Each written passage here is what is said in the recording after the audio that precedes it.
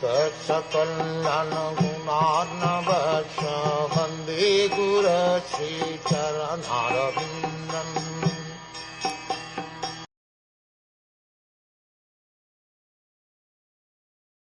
Narad Muni continued, "The Lord's form is always youthful. Every limb and every part of his body is properly formed, free from defect. His eyes and lips are pinkish like the rising sun.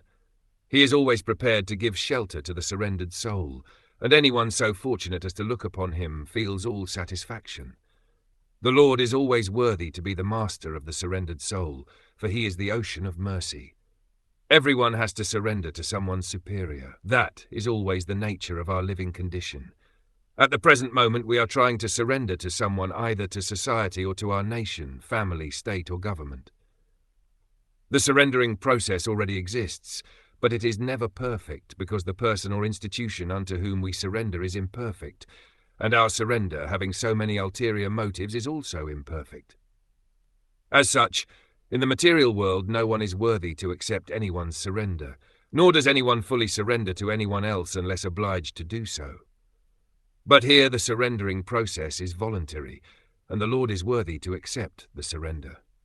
This surrender by the living entity occurs automatically as soon as he sees the beautiful youthful nature of the Lord.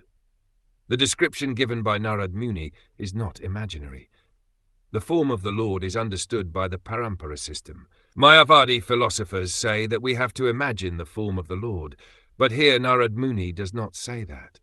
Rather, he gives the description of the Lord from authoritative sources. He is himself an authority, and he is able to go to Vaikuntha Loka and see the Lord personally. Therefore, his description of the bodily features of the Lord is not imagination. Sometimes we give instructions to our students about the bodily features of the Lord, and they paint him. Their paintings are not imaginary. The description is given through disciplic succession, just like that given by Narad Muni, who sees the Lord and describes his bodily features. Therefore, such descriptions should be accepted, and if they are painted, that is not imaginative painting.